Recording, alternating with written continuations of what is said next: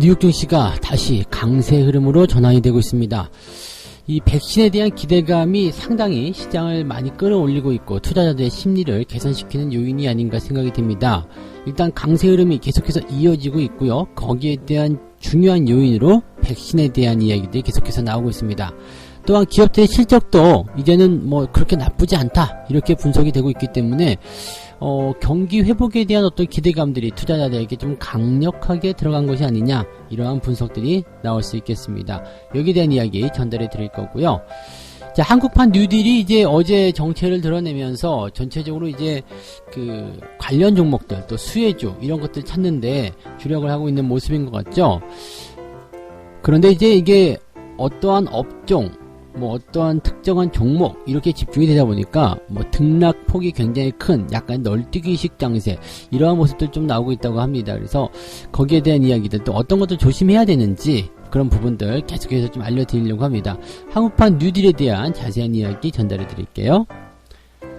이번에 중간 배당이 4년 만에 감소세를 보인다고 합니다. 자, 이 배당 같은 경우는 사실 약간의 보너스 같은 그런 느낌인데 배당을 또 안 준다니 참 안타깝기도 하죠. 근데 사실 기업들 실적이 안 좋아지게 된 상황에서 배당을 달라고 하면 또 그렇죠. 그리고 전체적으로 지금은 또 이런 부분들 이해할 수 있는 그런 단계잖아요. 그래서 서서히 이제 기업들의 어떤 실적이 개선된다거나 이렇게 된다면 다시 배당이 늘어나지 않을까 생각되고 있고요. 오히려 이제 잘 생각해 본다면 이 금액이 좀 주가가 낮은 상태에서 매수를 하면 나중에 배당이 늘어날 때 더 좋은 결과가 있지 않겠는가 생각이 좀 들기도 합니다. 자, 그 이야기도 같이 전달해 드리도록 하겠습니다.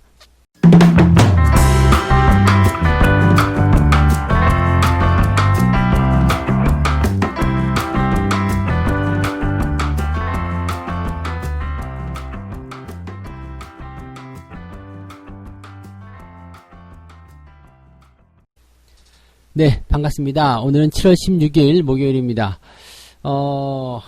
일단 시장 분위기 굉장히 좋습니다. 2200포인트, 뭐 코스피도요. 2200포인트 안착에 대한 여부를 오늘 만들지 않을까 생각하는데요.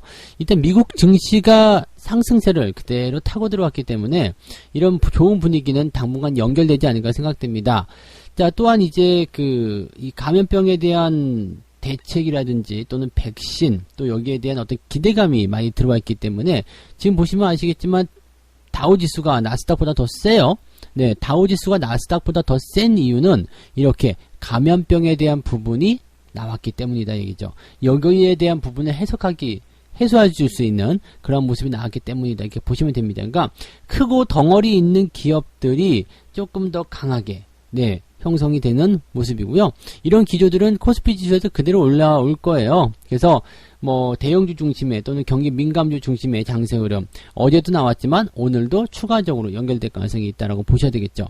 다만 이제 뭐 수급 동향에서는 약간의 변화는 분명히 있을 수 있겠습니다만 그렇다고 하더라도 일단은 대형주 중심의 장세가 크게 변하지 않을 거고 만약에 근데 이 대형주 중심의 이런 장세가 계속해서 나오게 된다라면 증시가 내려가기는 좀 어렵습니다. 그리고 이제 수급이 어떻게 들어오냐에 따라 좀 다르게 하겠습니다만, 이렇게 경기가 좋아진다, 회복된다, 이런 느낌을 가지고 있다면, 사실은 증시에 대한 부분들은 계속해서 올라갈 수 있는 강세 흐름으로 기대를 해보시는 것이 맞다고 생각이 됩니다.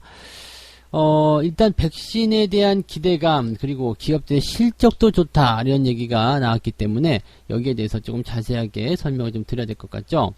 골드만삭스가요, 예상을 뛰어넘는 2분기 실적을 발표했다. 은행주들, 사실, 그저께였던가요? 발표된 실적들이 그렇게 썩 좋지 않았습니다. 실적은 좋게 나왔지만, 내용, 알맹이가 별로였거든요. 근데 이것도 마찬가지죠. 지금 골드만 같은 경우도 순이익이 큰 폭으로 감소할 것이라고 예상했었던 시장 전망치를, 아주 그냥, 좋은, 그런 실적으로 만들어내버렸기 때문에 거기에 대한 기대감이 좀 쌓이게 된 부분들인데 골드만 역시도 이제 이렇게 트레이딩이라든지 채권 이런 쪽하고 이제 투자은행 이런 쪽에서의 실적이 대폭적으로 개선되었다라는 얘기가 나옵니다.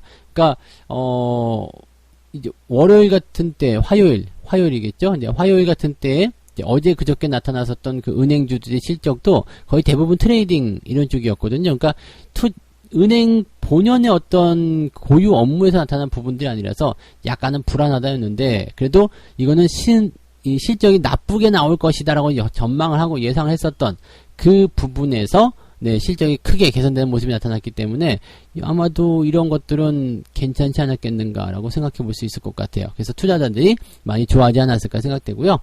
자, 경제지표도 나쁘지 않았습니다. 6월달 산업생산이 전월 대비해서 5.4% 증가했다. 시장 예상치는 4% 정도였는데 나쁘지 않았겠죠. 그래서 지표도 나쁘지 않았고요. 뭐 이 정도면은 괜찮죠. 근데 이제 시장에는 약간의 그 뭐라 그러죠? 긴장 요인 그런 것들이 또 하나 생겨나고 있습니다. 뭐냐면 그 홍콩 관련한 부분이겠죠. 트럼프 대통령이 이제 전날 홍콩에 대한 특별 대우로 끝나겠다. 그리고 홍콩 정상화를 위한 행정명령에 서명을 했다라고 특보가 나왔죠. 그리고 이제 또 홍콩 국가보안법 시행에 관여한 중국 관리들과 거래하는 은행을 제재하겠다. 이렇게 얘기도 했습니다. 사실 이렇게 되면은, 네, 중국 입장에서 기분이 좀 나쁠 수밖에 없어요. 이 마이크 폼페이오 국무장관이 화웨이를 비롯해서 중국 주요 기술기업 인사들이 인권 탄압에 관여했다는 이유를 거명하면서 비자 제한 제재를 부과하겠다. 그러니까 인권 탄압을 한 사람들을 미국 비자를 줄 수 없다. 이렇게 이야기가 되는 거죠.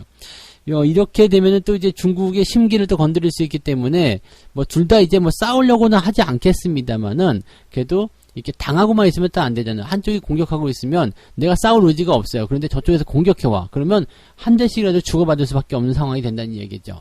그러니까 어쨌건 이거는 뭐 무역과 직접적으로 관련된 부분은 뭐 사실 아니었다고 볼 수 있겠습니다만 이것이 이제 홍콩의 어떤 수출입에 대한 부분들 또 이 내용이 중국의 전반적인 부분을 걸쳐져서 이 무역 협상에 대한 부분을 재조정하게 된다면 이것은 시장의 악재가 될 수 있습니다. 왜냐하면 지금 감염병 상황이 지나가고 났을 때 가장 중요하고 핵심적으로 봐야 되는 부분이 바로 네, 이 경제 회복, 즉 무역 분쟁의 그런 해소, 원만한 해결 이런 거였거든요. 근데 이게 다시 그냥 수면 아래로 들어가 버린다면 상당히 이것은 피곤한 상황이 될 수 있겠죠.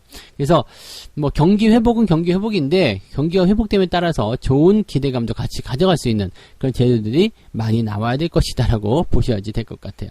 뭐 그 외적인 부분에서도 지금 경제 전망치라든지 이런 건 나쁘지 않은 모습이에요. 그래서 7월달 엠파이어 스테이트 지수 이런 것들도 조금 상승하는 모습이 좀 있었고요. 6월달 수입 물가가 1.4% 정도 상승했다 이렇게 되어 있기도 합니다. 일단은 그리고 이제 베이지북을 통해서 이야기한 내용을 좀 보면 이전보다도 이제 경제 활동이 좀 증가했다라는 얘기가 있습니다. 경제 활동이 증가했다는 것은 이제 실업률이 좀 줄어들었고 고용이 좀 늘어났고 뭐 등등 즉 돈을 버는 행위가 늘어났다는 이야기인데 이 돈을 버는 행위가 늘어났다고는 하지만 여전히 이제 이 감염병에 대한 어떤 확산 우려감 이런 것들이 더 크게 작용하고 있다. 이렇게 봐주시면 되겠습니다. 어제 같은 경우는 이제 확진자 수가 좀 줄어드는 모습이 좀 있었는데 오늘이라고 봐야 되나요? 오늘 이제 발표실을 좀 보게 되면 이제 신규 확진자 수가 조금 더 늘어나는 그런 모습도. 그래서 사상 최고치를 또다시 경신했다. 뭐 이런 식으로 얘기가 나오고도 있습니다. 그래서 그 정도만 좀 참고해 보시면 되겠습니다. 뭐 특별하게 네, 뭐 부담될 만한 내용은 없었고요. 그냥 백신을 개발해서 나온다 이런 거. 백신에 대한 이야기는 더 안 해드려도 되죠. 그 모더나 관련된 부분에서 뭐 중화 항체가 형성이 되었다. 참가자 전원에게 생긴 거예요. 그러니까 대단한 이슈거리죠. 그러니까 이런 백신에 대한 기대감 또 기업들 실적이 어찌 됐든지 간에 좋게 나왔다 그러면 됐어. 네. 그런 상황들에서의 어떤 기대감이 작용했기 때문에 미국 증시가 그래도 잘 가고 있구나, 잘 오르고 있구나 이렇게 생각하시면 그냥 깔끔하게 끝나는 부분인 것 같습니다. 여전히 투자 심리는 긍정적인 것 같아요. 그래서 시장에 대한 관점들 네, 긍정적으로 아직까지는 바라보시는 것이 훨씬 더 유리하다고 말씀드릴 수 있겠습니다. 주식에 대한 매수를 굳이 하지 않으셔도 되는 시기입니다. 갖고 있는 종목이 잘 올라오게 되고요. 원래 이렇게 올라오는 시기가 됐을 때는 가지고 있는 종목들의 매수가 들어가서 약간 평단가를 좀 낮춘다든지 그런 형태로 가시는 것이 맞는데 뭐 전체적인 시장을 봐야 되는 내용이 된다라면은 네 뭐 그런 부분들도 조금 기다려볼 필요는 있겠죠. 자, 어쨌건 시장 분위기는 괜찮다, 좋다 이렇게 이야기를 정리해드릴 수는 있겠습니다. 참고하시면 좋겠습니다. 네.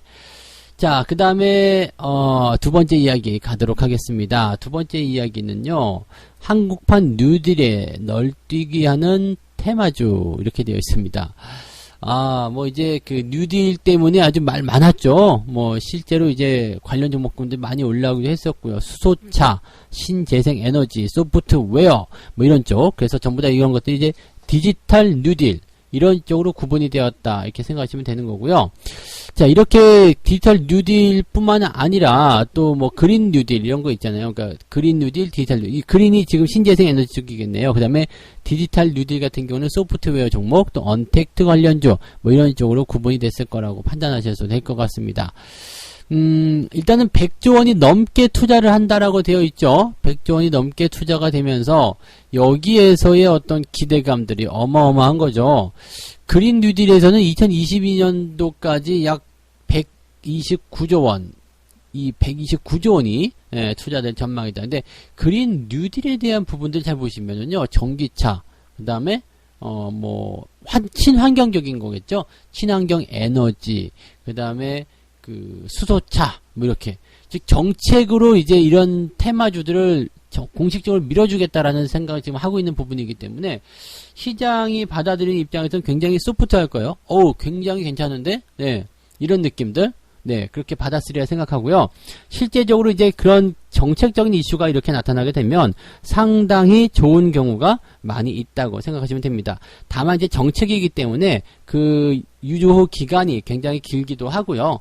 네, 그 다음에 이 정책의 어떤 이슈에 따라서 등락을 좀 많이 보여주는 부분이 많이 있습니다. 그래서 종착지는 상승으로 간다고 하더라도 가는 과정이 이렇게 쉽지만은 않다라고 보셔야 되는 부분이겠죠. 그러니까 이런 종목들은 올라가는 것들은 따라가지 마시고 내려올 때 재공략을 하시거나 이렇게 해서 보시는 게 맞습니다. 자, 정부가 2025년까지 160조 원의 한국판 뉴딜을 하는데 그린 뉴딜에는 지금 129조 원 방금 전에 말씀드린 거고 나머지 부분이 이제 신재생 에너지와 소프트웨어 쪽으로 이제 가겠다 이런 얘기가 되겠죠. 네. 22년도까지 13조 4천억을 투자하겠다 해가지고요. 네. 디지털 뉴딜 관련주들이 급등락을 하고 있다. 디지털 뉴딜 핵심 종목 중에 하나가 이제 네이버네요. 네, 네이버. 그동안 이제 기대감으로 좀 많이 올랐을 거 아니에요? 그래서 그 기대감에 대한 부분들이 주가에 좀 많이 반영이 됐고, 또 많이 올랐다 싶은 상태에서 이렇게 그 어떤 재료가 노출되는 그런 모습이 나타났기 때문에 이렇게 재료가 딱 하고 터지게 되면은 일순간 위축되는 모습이 좀 생기거든요. 그래서 주가의 어떤 하락이라든지 또는 차익 매도가 좀 많이 나오는 그런 부분들이 생길 수 있습니다. 아무래도 이제 수익이 좀 발생하게 되면 거기에 따라서 좀 긴장감이 드는 거죠. 이 수익을 뺏길 수 없다 뭐 이런 거. 네, 이 수익을 빼앗길 수 없다. 근데 그렇게 욕심을 꽉 붙잡고 있으면 나중에 안 좋은 결과가 나올 수도 있습니다. 그래서 그런 것들만 생각하시면 되겠고요. 어쨌건 이제 네이버 같은 경우 이제 장이 조금 조정을 받으면서 시장과 관계없이 조정을 받으면서 주가가 조금 내려오는 그런 모습이긴 한데 이제 관련주들이 약간 그렇겠죠. 너무 올랐다. 뭐 카카오 같은 경우도 좀 조정이 예상되는 그런 구간이잖아요. 그래서 이렇게 어느 정도의 그 수준의 상승을 좀 만들었다 싶은 종목군들은 재료의 노출과 함께 차익 매도가 잘 나온다. 그렇게 생각하시면 되겠습니다. 그래서 이제 뭐 디지털 관련한 이런 섹터에서는 그렇게 큰 자금이 들어가진 않았는데 지금 그린 뉴딜 쪽으로 해서 아마도 수소차라든지 이런 쪽에 규모가 좀 크게 들어간 것이 아니었을까 이 생각이 듭니다. 자, 어쨌건 간에 뭐 IT 또는 뭐 친환경 뭐 이렇게 그 어떤 업종과 섹터를 구분해 가지고 한국판 뉴딜을 건드리고 있기 때문에 여기에 따른 뭐 변동성 이런 것들은 당연히 나올 수밖에 없다 이렇게 봐주시면 되는 것 같고요. 이 변동성 때문에 사실은 테마에 대한 부분들이 조금 힘든 거죠. 이렇게 정책적인 수혜다라고 하더라도 이 급등락이 나오니까 사실은 내가 원래 처음에 취지했었던 것과는 조금 다른 상황이 만들어진 경우도 굉장히 많아요. 그래서 저도 가끔씩 보면은 이제 나도 장기 투자할 거야 라고 딱 들어갔는데 재료가 붙어가지고 급등해 버렸어. 그러면 갈등을 많이 하게 되죠. 그냥 놔둘 것이냐 아니면 계속 가지고 갈 것이냐 이 부분이 되는 건데 자, 어쨌건 이런 변동성이 나올 때 여러분들이 이런 차익 실현이라든지 또는 손절매도라든지 이런 것들에서 조금은 자유스러워져야 된다, 이렇게 보셔야 됩니다. 그래서 항상 이 중심점에서 목표 지점으로 어떻게 가고 있는지, 우상향인지 우하향인지, 그 다음에 그 위쪽 아래쪽의 잔가지는요, 트레이딩 가능하신 분들, 이제 대의적으로 조금 이제 단타를 좀 잘 쳐볼 수 있겠다 생각하시는 그런 분들이 접근하시면 되지 않을까 생각합니다. 그래서 이게 잘 올라가고 있는 주식들은 내려올 때마다 사면은 항상 수익을 주긴 주더라고요. 그래서 그런 부분들도 꼭 여러분들이 참고하시면 좋겠습니다. 자, 세 번째 이야기 가겠습니다. 개미들의 여름 보너스 중간 배당이 4년 만에 줄어드는 겁니까? 라고 얘기가 나오고 있습니다. 배당 받으려고 요즘에 투자하시는 분들 굉장히 많으시던데요. 배당 안 주면 정말 슬프지 않습니까? 그죠? 그래서 개미들의 여름 보너스 중간 배당이 4년 만에 줄어든다라고 되어 있는데, 사실 이거는 어느 정도 예상했었죠. 기업 실적이 별로 안 좋을 거라는 것을 예상하고 있었는데, 실적, 돈도 잘 못 버는데 배당까지 많이 줘라 그러면 사실은 이거 조금 그렇잖아요. 이거는 좀 아니지 않냐, 이렇게 생각할 수 있는 부분이라서, 여기까지 우리가 조금 이해를 해볼 수 있는 상황이지 않겠느냐, 이렇게 판단이 되는 거죠. 지금 중간 배당 회사가 49개에서 47개로 축소가 되고요. 배당액도 3.7조 원에서 3.1조로 줄어들 것이다. 재확산 때문에 실적이 불투명하기 때문이다 라고 되어 있습니다. 다 맞는 이야기예요. 다 맞는 이야기고, 또 결산 배당이 더 축소될 수도 있다라고 얘기가 나오고 있지만, 이거는 그럴 수도 있다이기 때문에 지금 현재 결정된 사항은 아니라고 생각하시면 되겠습니다. 하나씩 뜯어보면서 이야기 좀 가보도록 해보죠. 중간 배당 회사가 이제 줄어들었어요. 왜냐하면은 이제 이것이 배당 실적과 관련된 부분이잖아요. 그래서 2016년도부터 계속해서 중간 배당 금액이 늘어왔었거든요. 그리고 뭐 중간 배당을 실시하는 회사들도 늘어나기도 하고요. 그래서 사실 이 중간 배당이라는 것은 기업이 굉장히 좀 뭐라 그럴까요? 돈을 주체할 수 없이 잘 벌고 있다, 뭐 이런 정도로 보셔야 되는 것 같아요. 그런데 이번에 그 감염병 상황 때문에 기업들이 상당히 실적이 안 좋아지면서, 야, 이렇게는 안 되겠다. 우리가 비상금을 항상 가지고 있어야지. 일단은 주주들에게 주지 말고 우리가 가지고 있자. 이런 식으로 되는 거죠. 그래서 배당금을 조금 축소하는 그런 관점으로 이야기가 된 것 같습니다. 그래서 지금 보면 이제 줄긴 줄었는데, 이것이 우리가 좀 생각할 때 지속성이 있느냐 없느냐가 중요한 거죠. 그러니까 이번 연도에 배당이 줄었는데 다음 연도도 줄어들까? 사실 그럴 가능성은 또 없단 말입니다. 그래서 사실 지금 배당에 대한 부분을 보게 되면 이 배당금뿐만 아니라 주가도 내려갔을 거예요. 그리고 배당금이 적다. 자, 그런데 배당금이 늘어나면요, 현재 주가 대비해서 배당금이 상당히 높을 수가 있겠죠. 물론 거기에 따라서 주가도 상승할 거고요. 그러니까 여러분들이 투자를 하실 때 지금 보시면은 중간 배당 없어 해가지고 실망한 기업도 생길 수 있겠고요. 그 다음에 어떻게 보면 이제 배당금이 올해는 좀 줄어들기 때문에 그에 따른 뭐 실망감, 그래서 뭐 배당주를 쳐다도 안 볼 테야. 어디 뉴스 보니까 배당주 펀드가 아주 그냥 죽상을 쓰고 있다는 얘기가 있던데요. 그런 부분들이 분명히 결정이 나올 수도 있어요. 근데 어쨌건 간에 경기가 회복돼서 다시 기업의 가치가 올라가게 된다라면 배당을 지금 사놓는 것도 나쁘지 않다. 왜? 지금 가치 대비해서 배당이 약하다라고 생각이 될 정도인데, 이제 실적이 좋아지고 주가가 올라가면 배당이 지금 가치 대비해서는 더 많아졌다고 얘기가 나올 테고요. 또 한 가지를 본다면 배당뿐만 아니라 주가가 상승함에 따른 그런 시세 차익도 같이 챙길 수 있는 거 아니겠습니까? 라고 보실 수가 있겠죠.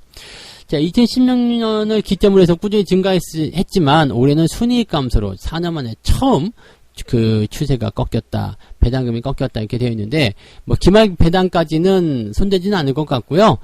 중간 배당 정도로 계속해서 좀 압박을 하다가 상황이 좋아지면 바로 원상복귀 또는 그보다 더 많이 좋아질 수 있는 상황이 만들어질 거라 보시면 되겠습니다. 그래서 배당주들 너무 소홀히 하지 마시고요. 이쁘다 해주고 잘 관리해주고 잘 데리고 가시면 아마도 여러분들한테 효도할 날이 꼭 올 겁니다. 아시겠죠? 이 배당주 같은 경우는 약간 맏아들 같은 느낌, 장남 같은 느낌이 좀 있어요. 장남, 장녀 같은 느낌. 왜냐면 그들이 사실은 집안 살림을 거의 대부분 독차지하는 경우가 많이 있거든요. 그래서 이 장남 같은 또는 장녀 같은 이런 그 소중한 주식, 배당주, 중간 배당 안 준다고 실망하지 마시고요. 편안하게 거두어 주시기 바랍니다. 자, 오늘 세 가지 이야기 전달해 드렸죠? 다우지수, 상승세를 보였는데, 백신, 그 다음에 실적 호조에 따른 상승 기대감이 작용했다. 한국판 뉴딜에 대한 테마주들이 기승을 부리고 있는데, 급등을 하고 넘어가는 그런 테마주 따라가지 마시고요. 이런 변동성을 이용해서 우상향 추세에서 나타나는 변동성을 이용해서 매매하시면 상당폭, 좀 뭐랄까요, 시행착오 이런 것들을 많이 줄이지 않겠느냐, 이렇게 보여집니다. 어쨌건 간에 테마주가 지금 기승을 부리고 있기 때문에 항상 추세가 오르고 있는지 아니면 내리고 있는지를 꼭 확인하신 이후에 들어보시기 바랍니다.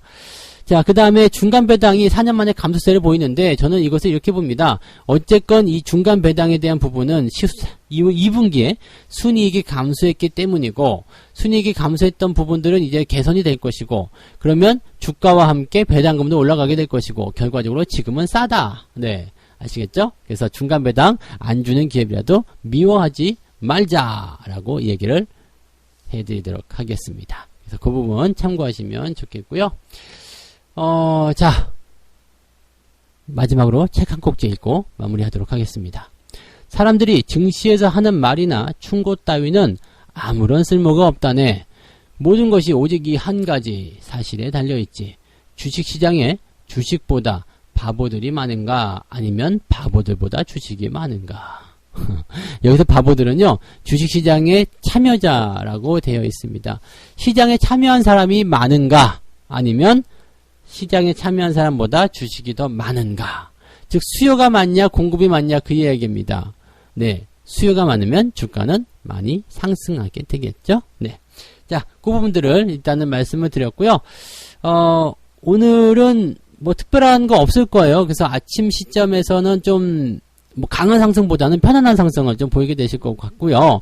장중시황 보면서 수급이 어떻게 변할지 좀 보긴 해야 되겠습니다만, 뭐 오늘 같은 경우는 좀 편안하게 넘어갈 수 있는 그런 구조가 아니겠나, 이렇게 말씀을 좀 드려볼 수도 있겠습니다.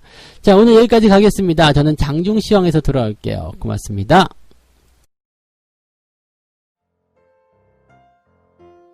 본 방송에서 제공되는 모든 정보는 투자 판단의 참고 자료이며 투자의 최종 책임은 본 방송을 이용하는 본인에게 있습니다.